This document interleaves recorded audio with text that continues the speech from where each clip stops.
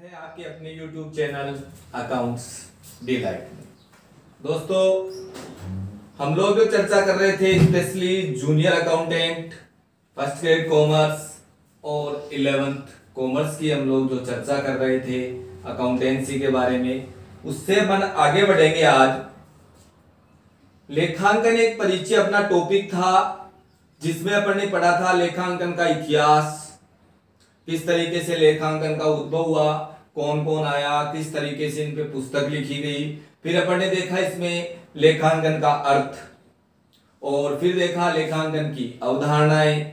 इसके बाद अपन ने देखे लेखांकन के लेखांकन के प्रकार या लेखांकन के उपयोगकर्ता अपन ने देखे थे। और इसके अलावा हम लोग जो देख रहे थे वो था अपना कि लेखांकन की मुख्य शब्दावलियों में अपन ने बहुत सी बातें देख ली थी। आज हम आगे बढ़ेंगे।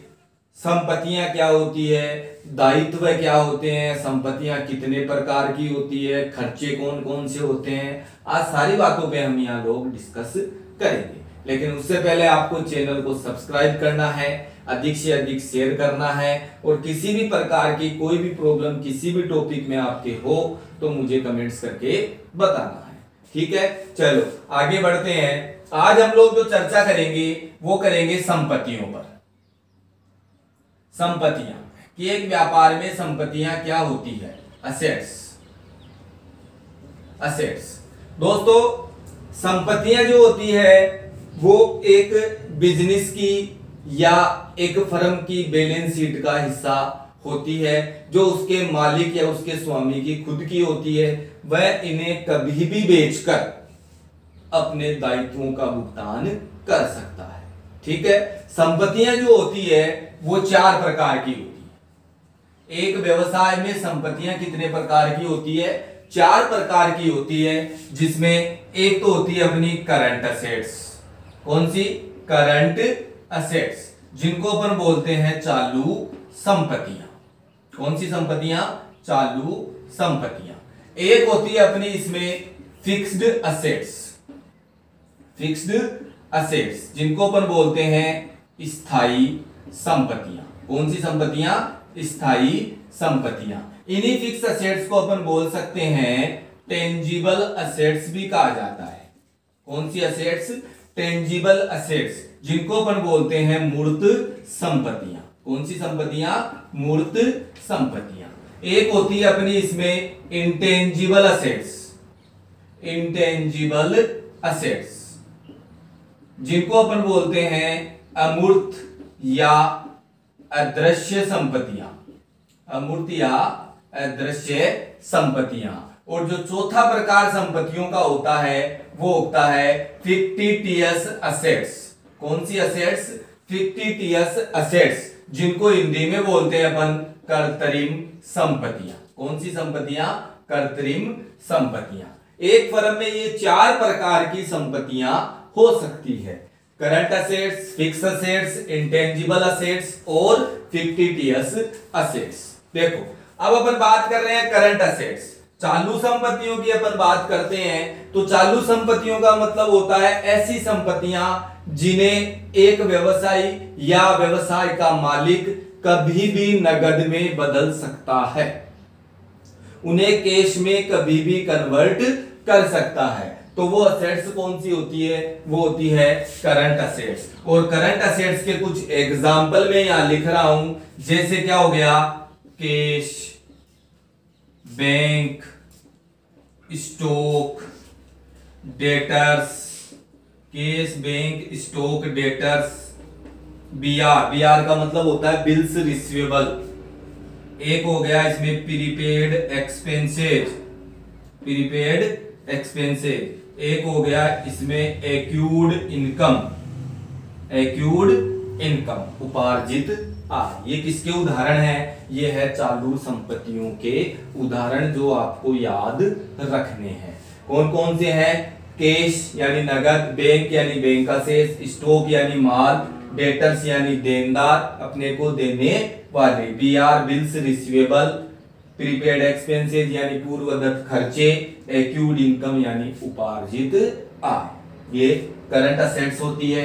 फिर अपन बात करते हैं स्थायी या मूर्त संपत्तियां, फिक्स्ड या टेंजिबल असेट्स, ऐसी असेट्स जो क्या होती है, मूर्त होती है, कभी भी समाप्त हो सकती है, लेकिन एक निश्चित समय के बाद, जिनकी आयु क्या होती है, लंबी होती है। ठीक है। दूसरी बात, स्थायी संपत्तियां, ऐसी संपत्तियां जिन पर प्रतिवर्ष क्या लगाया जाता है, मूल्यह्रास लगाया जाता है। ठीक है। तो इनमें कौन कौन सी आ गई, अपना फर्नीचर आ गया, अपनी मशीनरी आ गई, अपनी लैंड आ गई, अपनी बिल्डिंग आ गई, और भी बहुत है, कंप्यूटर हो गया, अपना मोटर कार हो गया, मोटर ट्रक हो गया, ये सब किस में शामिल होंगे, फिक्स असेट्स में शामिल होंगे। ठीक है। अब आप कहोगे कि सर लैंड पे तो मूल्यह्रास लगता ही नहीं है, बिल्कुल नहीं लगता है, ये फिक्स स्थायी संपत्तियों पर क्या है, एक अपवाद है। ठीक है। भूमि पर कभी भी मूल्यह्रास नहीं लगाया जाता है। फिर अपन बात करते हैं अमूर्त, मोस्ट इंपोर्टेंट, अमूर्त संपत्तियां, अदृश्य संपत्तियां, ऐसी संपत्तियां जिन्हें ना छुआ जा सकता है, ना देखा जा सकता है, केवल महसूस किया जा सकता है, वो कौन सी होती है, टेंजिबल यानी अदृश्य, सॉरी इंटेंजिबल यानी अदृश्य, यह है अमूर्त संपत्तियां। इसके एग्जाम्पल आपको जरूर याद रखने हैं, कौन कौन सी होती है, गुडविल, गुडविल का मतलब ख्याति, पेटेंट, एक कस्ब जिसको बोलते हैं, एक हो जाएगा कॉपीराइट, क्या हो जाएगा, कॉपीराइट प्रकाशनाधिकार, और एक हो जाएगा आपका ट्रेडमार्क, ट्रेडमार्क यानी व्यापार चिन्ह। ये सब किसके उदाहरण हैं, इंटेंजिबल असेट्स के एग्जाम्पल हैं, जो आपको याद रखने हैं। इसके बाद अपन बात करते हैं फिक्टिटियस असेट्स, कृत्रिम संपत्तियां, ऐसी संपत्तियां जिन्हें कभी भी टोटल असेट्स में शामिल नहीं किया जाता है, टोटल असेट्स में कभी भी शामिल नहीं किया जाता है, वो होती है अपनी फिक्टिटियस असेट्स। ये कौन कौन सी होती है, ये होती है तो P&L का डेबिट बैलेंस, P&L का कौन सा बैलेंस, डेबिट बैलेंस। एक हो जाएगा अपना इसमें क्या, एक हो जाएगा अंडरराइटिंग कमीशन, अंडरराइटिंग कमीशन, अभिगोपक कमीशन जिसको बोला जाता है। एक हो जाएगा क्या, discount on issue of share and debenture, discount on issue of share and debenture, अंशों व ऋण पत्रों के निर्गमन पर क्या, बट्टा। और एक हो जाएगा इसमें प्रीमिलरी एक्सपेंसेज, प्रीमिलरी एक्सपेंसेज जिसको अपन बोल सकते हैं मिससेलेनियस एक्सपेंसेज, प्रारंभिक खर्चे। ये सारी कौन सी होती है, फिक्टिटियस असेट्स, कृत्रिम संपत्तियां जिन्हें कभी भी टोटल असेट्स में शामिल नहीं किया जाता है। तो मोस्टली आपको पता होना चाहिए कि चालू करंट असेट्स के उदाहरण कौन से हैं, स्थायी संपत्तियों के कौन से हैं, अमूर्त व अदृश्य संपत्तियां कौन सी है, और फिक्टिटियस असेट्स कौन कौन सी होती है। क्योंकि दोस्तों क्वेश्चन क्या पूछा जाता है, निम्न में से कृत्रिम संपत्ति है या नहीं। अब आपको ये पता है तो आप आराम से क्वेश्चन सही कर लोगे, और नहीं पता है तो क्वेश्चन रॉन्ग ही करोगे। निम्न में से अमूर्त व अदृश्य संपत्ति का उदाहरण है, ये आपको पता है तो आप कर सकते हो, नहीं पता है तो नहीं कर सकते। इसी तरह निम्न में से चालू संपत्ति है, तो ये आपको पता है तो आप कर सकते हो, ठीक है ना। तो ये थी अपनी बिजनेस की असेट्स। अब अपन बात करेंगे दायित्व की, इसकी दायित्व की अपन बात करेंगे। दायित्व वो होते हैं जो कंपनी की जिम्मेदारी है, जो फर्म की या व्यवसाय की जिम्मेदारी है, जिनका भुगतान एक फर्म या व्यवसाय को करना ही होगा, वो होते हैं अपने दायित्व। दायित्व का भुगतान होता है संपत्तियों को बेचने से जो मूल्य मिलता है उससे दायित्वों का क्या किया जाता है, भुगतान किया जाता है। दायित्व, दायित्व का मतलब हो गया लायबिलिटी, लायबिलिटीज, व्यवसाय की या फर्म की लायबिलिटीज। लायबिलिटीज भी दोस्तों कितने प्रकार की होती है, दो प्रकार की होती है। एक हो गई अपनी कौन सी, अल्पकालीन, अल्पकालीन यानी शॉर्ट टर्म, शॉर्ट टर्म। और एक हो जाएगी अपनी कौन सी, दीर्घकालीन, दीर्घकालीन यानी लॉन्ग टर्म। अल्पकालीन एंड दीर्घकालीन, long term and short term. Short term में क्या क्या आ जाएगा, शॉर्ट टर्म में अपन शामिल करेंगे अपनी करंट लायबिलिटीज को। किसको शामिल करेंगे, करंट लायबिलिटीज को शामिल करेंगे। और करंट लायबिलिटीज में क्या क्या आ जाएगा दोस्तों, क्रेडिटर्स। क्या क्या आएगा, क्रेडिटर्स। एक आ जाएगा बीपी, बिल्स पेबल। एक आ जाएगा इसमें क्या, आपका आउटस्टैंडिंग एक्सपेंसेस, बकाया खर्चे। एक आ जाएगा इसमें क्या, एडवांस इनकम। एडवांस इनकम को अनइर्न्ड इनकम भी कहा जाता है। अनइर्न्ड इनकम वह आय जो अभी तक हुई नहीं लेकिन प्राप्त कर ली गई, तो वो कौन सी होती है, एडवांस या अनइर्न्ड इनकम। आउटस्टैंडिंग खर्चा, बकाया खर्चा, वह खर्चा जो हो गया लेकिन अभी तक पे नहीं किया गया है। क्रेडिटर्स लेनदार, बिल्स पेबल यानी देय विपत्र। इसके अलावा क्या हो जाएगा अपना प्रोविजन। प्रोविजन का मतलब होता है आयोजन। आयोजन कोई भी हो वो सारे क्या कहलाएंगे, अपनी करंट लायबिलिटीज की काउंटिंग में आते हैं। Provision for bed debts, provision for discount, provision for depreciation, provision for repair and maintenance, provision for कुछ भी एनिमल। प्रोविजन जो होते हैं वो अपने किसकी काउंटिंग में आते हैं, करंट लायबिलिटीज की काउंटिंग में लिए जाते हैं। इसी तरह होते हैं दीर्घकालीन, जो लंबे समय तक कंपनी के दायित्व होते हैं। एक तो इसमें क्या आ जाएगा, बैंक लोन। क्या आ जाएगा, बैंक लोन। एक इसमें क्या आ जाएगा, शेयर कैपिटल। शेयर कैपिटल में अपना क्या हो गया, इक्विटी शेयर हो गया, अपना प्रेफरेंस शेयर हो गया। एक इसमें क्या आ जाएगा, डिबेंचर। डिबेंचर का मतलब होता है ऋण पत्र। क्या, ऋण पत्र। ये भी इसी की काउंटिंग में आते हैं। तो ये हो गए अपने दीर्घकालीन दायित्व। ये शॉर्ट टर्म, ये लॉन्ग टर्म। शॉर्ट टर्म में करंट लायबिलिटीज को शामिल करते हैं और दीर्घकालीन में, लॉन्ग टर्म में अपन शामिल करेंगे बैंक लोन, शेयर कैपिटल और डिबेंचर को। ठीक है, तो ये हो गए अपने दायित्व। अब बात करेंगे अपन आगे लेखांकन के प्रकार। जो टॉपिक पीछे छूट गया था उसको मैं यहां क्लियर कर देता हूं। लेखांकन के प्रकार, देखो लेखांकन के आधार दोस्तों हमने देखे थे। अब हम लोग जो देखेंगे वो है लेखांकन के प्रकार। लेखांकन के प्रकार जिसको अपन बोल सकते हैं लेखांकन के सेक्टर यानी क्षेत्र भी बोल सकते हैं, कोई दिक्कत नहीं है। लेखांकन के प्रकार 4 होते हैं। कितने प्रकार होते हैं, 4। मोस्टली आपको 3 ही बताए जाते हैं, जबकि एग्जाम में जब आपसे पूछा जाए ना लेखांकन कितने प्रकार के होते हैं तो आपको कितने बताने हैं, 4 बताने हैं। एक आपका होता है कौन सा, लागत लेखांकन। एक कौन सा होता है, वित्तीय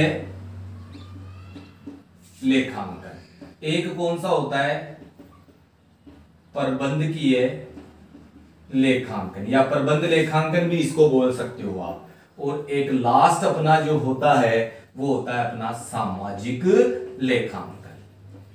इसमें ज्यादा कुछ सीखने की जरूरत नहीं है, केवल इसका ध्यान रखना कि लागत लेखांकन कहां काम में लिया जाता है। मोस्टली लागत लेखांकन जो है वो मैन्युफैक्चरिंग संस्थाओं में काम में लिया जाता है, जो किसी भी माल या किसी भी इकाई की या किसी भी मूल्य, किसी भी वस्तु का लागत तय करने के काम में आता है।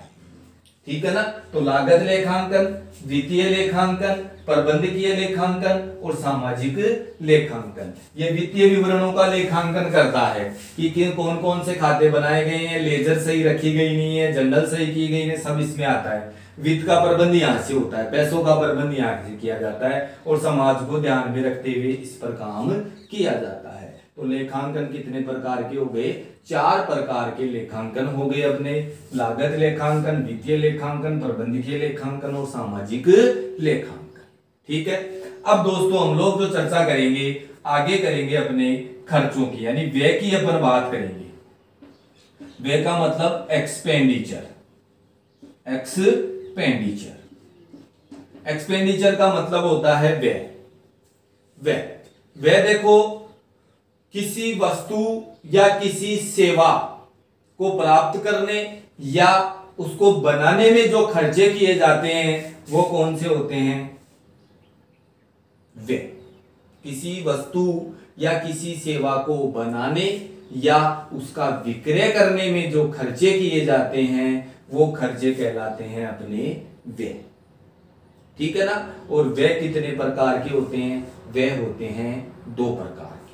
कितने प्रकार के? 2 प्रकार के व्यय होते हैं। अच्छी तरह समझ लेना, आज तक आपके उनमें कंफ्यूजन ही होता आएगा, लेकिन आज के बाद आपके उनमें कंफ्यूजन नहीं होगा। और दोस्तों, किसी भी प्रकार की कोई भी प्रॉब्लम आपके इन टॉपिक्स में हो तो आप मुझे कमेंट्स करके बताना, मैं आपकी हर प्रॉब्लम का यहां सॉल्यूशन दूंगा। ठीक है, चलो हम लोग जो चर्चा कर रहे हैं वो अपना है व्यय की अपन बात कर रहे हैं। और व्यय मैंने आपको डेफिनेशन बताई कि किसी वस्तु या किसी सेवा को बनाने या उत्पादित करने या उसको विक्रय करने में जो खर्चा किया जाता है, जो पैसे खर्च किए जाते हैं, वो सारे क्या होते हैं? अपने व्यय कहलाते हैं। और व्यय कितने प्रकार के होते हैं? 2 प्रकार के होते हैं। पहला होता है अपना कौन सा? प्रत्यक्ष खर्चे। कौन से? प्रत्यक्ष खर्चे, जिनको अपन बोलते हैं डायरेक्ट एक्सपेंसेस। ये शॉर्ट में लिख रहा हूं मैं एक्सपेंसेस, डायरेक्ट एक्सपेंसेस। अब एक्सप्लेनेशन देखो इसका। डायरेक्ट एक्सपेंसेस, प्रत्यक्ष खर्चे, वह खर्चे जो सीधे सीधे माल पर खर्च किए जाते हैं। माल का मतलब उसको बनाने और उसको खरीदने में जो खर्चा किया जाता है वो खर्चे सारे कौन से होते हैं? डायरेक्ट यानी प्रत्यक्ष खर्चे कहलाते हैं। किसी भी माल की मैन्युफैक्चरिंग करने में या उसको मार्केट से खरीद कर लाने में वो सारे खर्चे कौन से होते हैं? प्रत्यक्ष खर्चे होते हैं, जो माल की लागत में ही जोड़े जाते हैं। ठीक है ना। हमेशा ध्यान रखना, प्रत्यक्ष खर्चों को कहां जोड़ा जाता है? माल की लागत में जोड़ा जाता है। ठीक है ना। और इसकी मुख्य साधारण शब्दों में इसकी अपन लैंग्वेज लेते हैं, इसकी डेफिनेशन अपन बनाए तो वो क्या बनेगी? माल खरीदने से लेकर, अब माल का मतलब चाहे वो रॉ मटेरियल हो, चाहे फिनिश गुड्स हो, चाहे वर्क इन प्रोग्रेस हो, कोई भी माल हो, उसको खरीदने से लेकर उसको कहां पहुंचाना? उसको गोदाम में पहुंचाना और क्या कर देना? स्थापित कर देना। उसको गोदाम में क्या कर देना? स्थापित कर देना। यहां से लेकर, खरीदने से लेकर कहां? गोदाम में स्थापित करने तक जितने भी खर्चे होंगे, इस बीच जितने भी खर्चे होंगे, सारे खर्चे कौन से होंगे? प्रत्यक्ष खर्चे होंगे। एग्जाम्पल से मैं लूं, आप यहां रिंगस से जयपुर जाते हो किसी भी वस्तु को खरीदने के लिए। सपोज करो आपने कोई फैक्ट्री लगाई है तो उसमें आपको एक मशीन चाहिए। ठीक है ना। अब मशीन खरीदने के लिए आप यहां से जाओगे कहां? जयपुर। या कहीं भी वो मशीन मिल रही है तो वहां जाओगे आप। तो यहां से आप गए जयपुर, जयपुर से आपने मशीन खरीदी और कहां लेकर आए? रिंगस। रिंगस में भी आप अपने गोदाम में उसको स्थापित करवाते हो। तो यहां तक जितने भी खर्चे लगेंगे, सारे खर्चे कौन से होंगे? प्रत्यक्ष खर्चे होंगे। और प्रत्यक्ष खर्चे हमेशा कहां जुड़ेंगे? माल की कॉस्ट में जोड़े जाएंगे। ध्यान रखना, ये सारे खर्चे कहां जुड़ेंगे? माल की लागत में। एग्जाम्पल से मैं आपको बताऊं कि आपने एक मशीन खरीदी कितने रुपए की? 4 लाख रुपए की। इस मशीन पे आपने कैरिज, कैरिज का मतलब होता है गाड़ी भाड़ा, गाड़ी भाड़ा कितना चुका दिया? 50,000 रुपए। और इस मशीन को गोदाम में या फैक्ट्री में स्टेब्लिश्ड करवाने का खर्चा कितना दे दिया आपने? 10,000 रुपए। अब कोई बंदा आपसे पूछेगा कि मशीन कितने की पड़ी, तो आप मशीन कितने की बताओगे? 4,60,000 रुपए की ये मशीन बताओगे आप, ना कि 4 लाख। क्यों? क्योंकि ये जो खर्चा जो हुआ है इसको लाने में, गोदाम में स्थापित करवाने में, ये कौन सा खर्चा है? प्रत्यक्ष खर्चा। और प्रत्यक्ष खर्चा हमेशा कहां जुड़ेगा? माल की लागत में जुड़ेगा। और प्रत्यक्ष खर्चों के मैं कुछ एग्जाम्पल बता देता हूं मैं आपको। जैसे एक तो हो गया वेजेज, एक आपका क्या हो गया? कैरीज, कैरीज भी कौन सा, इनवार्ड, इनवार्ड का मतलब लाने में हुआ खर्चा। एक हो जाएगा इसमें क्या, ऑक्ट्री, ऑक्ट्री का मतलब हो गया चुंगी। एक हो जाएगा इसमें क्या, डॉक चार्ज, डॉक चार्ज बंदरगाह कर हो जाएगा इसमें। एक क्या हो जाएगा, फैक्ट्री से रिलेटेड जितने भी खर्चे होंगे, फैक्ट्री से रिलेटेड जितने भी खर्चे होंगे वो सारे खर्चे कहाँ जुड़ेंगे, माल की कॉस्ट में ही जोड़े जाएंगे। बिजली का बिल हो गया, फैक्ट्री के बिजली का बिल, समझ गए। इसके अलावा फैक्ट्री में फ्यूल जो काम में आया, वाटर जो काम में आया है, गैस जो काम में आई है, फैक्ट्री की मजदूरी जो है वो सब किस में जुड़ेगी, माल की कॉस्ट में ही जोड़ी जाएगी। ठीक है। दूसरा कौन सा आता है अपना, दूसरा आता है अपना अप्रत्यक्ष खर्चे। दूसरा कौन सा है, अप्रत्यक्ष खर्चे, indirect expenses, indirect expenses. Indirect expenses का मतलब क्या होता है कि वह खर्चे जो सीधे सीधे माल पर लागू नहीं होते हैं, वो कौन से हैं, अप्रत्यक्ष खर्चे। और अप्रत्यक्ष खर्चे कभी भी माल की लागत में नहीं जोड़े जाते हैं। ठीक है। और इसकी साधारण शब्दों में इसकी डेफिनेशन अपन बनाए तो गोदाम तक तो अपना काम हो ही चुका प्रत्यक्ष में। अब लेते हैं अपन गोदाम किराया, गोदाम किराया से लेकर, कहां से, गोदाम किराए से लेकर माल के विक्रय या विक्रय के बाद, विक्रय के बाद के खर्चे, माल के विक्रय या विक्रय के बाद के खर्चे, इस बीच जितने भी खर्चे होंगे सारे खर्चे कौन से कहलाएंगे, अप्रत्यक्ष खर्चे कहलाएंगे। भाई गोदाम तक तो आ गया, वो तो हो गया अपना प्रत्यक्ष में। अब गोदाम किराए से लेकर आपने माल को बेचने के लिए क्या क्या किया, वो सारे काम कहां आएंगे, अप्रत्यक्ष में आएंगे। ठीक है। इसके कुछ एग्जांपल्स मैं आपको बताऊं तो एक तो हो गया गोदाम किराया जिसको अपन बोलते हैं रेंट। एक क्या हो गई, माल को बेचने के लिए ऑफिस बनाया तो ऑफिस में क्या रखेंगे, एम्प्लॉय, एम्प्लॉय को क्या देंगे, सैलरी। कुछ एजेंट भी बना रखे हैं तो उनको क्या देंगे, कमीशन। माल नगद बेचेंगे तो कुछ डिस्काउंट भी देंगे। फिर माल को बेचने के लिए एडवर्टाइजमेंट भी करेंगे। ऑफिस का बिजली का बिल भी आएगा, ऑफिस का पानी का बिल भी आएगा, ठीक है, ऑफिस के टेलीफोन का बिल भी आएगा। तो वो सारे किस में होंगे, अप्रत्यक्ष खर्चों में काउंट किए जाएंगे। ठीक है दोस्तों, तो ये था अपना प्रत्यक्ष और अप्रत्यक्ष खर्चे जिसकी अपन ने यहाँ चर्चा की। दोस्तों फर्स्ट ग्रेड कॉमर्स और 11th commerce, sorry first grade commerce और 11th कॉमर्स के बारे में हम लोग चर्चा कर रहे थे और अपना जो टॉपिक था वो था लेखांकन एक परिचय। दोस्तों इसमें अपन ने लगभग पोर्शन, थ्योरेटिकल पोर्शन देख लिया है और जहां से क्वेश्चन निकल के आते हैं वो सारी बातें मैंने आपको बताई है। अब कुछ पॉइंट और है उसको अपन और क्लियर करते हैं। जैसे आयगत खर्चे कौन से होते हैं, पूंजीगत खर्चे कौन से होते हैं, इन सब के बारे में हम लोग यहाँ आज चर्चा करेंगे। लेकिन उससे पहले आपको चैनल को सब्सक्राइब करना है, शेयर करना है, अधिक से अधिक लाइक करना है। ठीक है दोस्तों, चलते हैं आगे। आज हम लोग जो चर्चा कर रहे हैं लेखांकन एक परिचय में, उसमें हम लोग पढ़ेंगे आयगत व्यय, जिसको अपन बोलते हैं रेवेन्यू एक्सपेंसेस, रेवेन्यू एक्सपेंसेस, आयगत व्यय। अब इसकी डेफिनेशन देखो, वह खर्चे जो व्यवसाय में केवल एक ही लेखा वर्ष तक क्या देते हैं, लाभ देते हैं। यानी आयगत व्ययों की अधिकतम आयु कितनी हो गई, एक लेखा वर्ष। ठीक है ना। तो आयगत व्यय वह खर्चे जो बिजनेस में या व्यवसाय में केवल एक ही लेखा वर्ष तक क्या देते हैं, लाभ देते हैं, वो कौन से कहलाते हैं, आयगत व्यय। अब आप कहोगे कि सर खर्चे और लाभ कैसे देंगे, देंगे बेटा, कैसे देंगे मैं बताता हूं। आपको पता है कुछ पाने के लिए कुछ खोना पड़ता है। इसी तरह मैं आपसे कहूं कि माल को बेचने के लिए ऑफिस बनाना पड़ता है कि नहीं बनाना पड़ता, पड़ता है ना। तो ऑफिस का किराया देना पड़ेगा कि नहीं देना पड़ेगा, देना पड़ेगा ना। तो कुछ पाने के लिए कुछ क्या करना पड़ता है, खोना पड़ता है। इसी तरह माल को बेचने के लिए कुछ खर्चे भी करने पड़ते हैं। आयगत व्यय, यह व्यय केवल व्यवसाय को एक ही लेखा वर्ष तक क्या करते हैं, लाभ देते हैं। ठीक है, इसके मैं एग्जाम्पल लिखूं कुछ, तो एक तो क्या हो गया सैलरी, एक क्या हो गया रेंट, एक क्या हो गया कमीशन। कहने का मतलब अप्रत्यक्ष खर्चों के जो उदाहरण हैं वो आयगत व्ययों के उदाहरण हैं। समझ गए मेरी बात? ठीक है ना।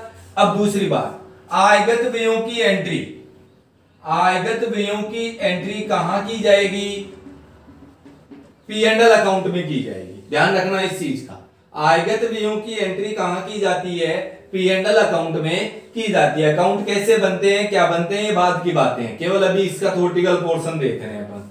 ठीक है, दूसरा कौन सा आता है अपना, पूंजीगत व्यय। पूंजीगत व्यय जिनको अपन बोलते हैं कैपिटल एक्सपेंडिचर या एक्सपेंसेज, कैपिटल एक्सपेंसेज या कैपिटलाइजेशन एक्सपेंसेज। पूंजीगत व्यय वह व्यय जो व्यवसाय को एक से अधिक लेखा वर्ष तक क्या देते हैं, लाभ देते हैं, वो कहलाते हैं अपने कौन से, पूंजीगत व्यय। ठीक है ना। जैसे अपन ने बिजनेस में ऑफिस बनाया और ऑफिस के लिए क्या सेटअप करना पड़ेगा, फर्नीचर सेटअप करना पड़ेगा। तो क्या हर साल आप नया फर्नीचर लेके आओगे क्या, नहीं, वही फर्नीचर अपने 3 या 4 साल या 5 साल अपने को काम में आएगा।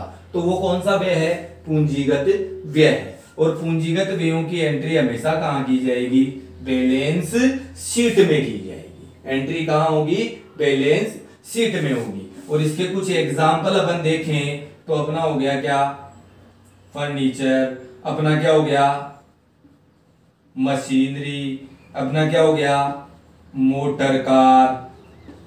ये सब किसके उदाहरण हैं, ये पूंजीगत व्ययों के उदाहरण हैं। ठीक है ना।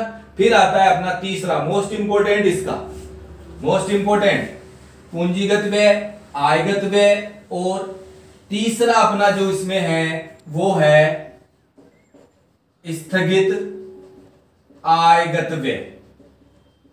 स्थगित आयगत व्यय यानी वह व्यय जो ना तो पूंजीगत है ना आयगत है, ना तो ये पूंजीगत होते हैं ना ही आयगत होते हैं। कौन से कहलाते हैं, स्थगित आयगत व्यय। ठीक है ना। अब देखो मोस्टली क्या होता है, इनकी काउंटिंग जो की जाती है वो किसमें की जाती है, आयगत व्ययों में ही की जाती है। और अभी मैंने आपको बताया कि आयगत व्ययों की एंट्री कहां होती है, P&L अकाउंट में होती है। तो इसकी एंट्री भी कहां होगी, P&L अकाउंट में होगी, लेकिन पूरे पैसे की नहीं। इसका सिस्टम होता है जो भी खर्चा स्थगित आयगत व्यय है उसका कुछ हिस्सा प्रतिवर्ष क्या करेंगे अपन, P&L में शो करेंगे।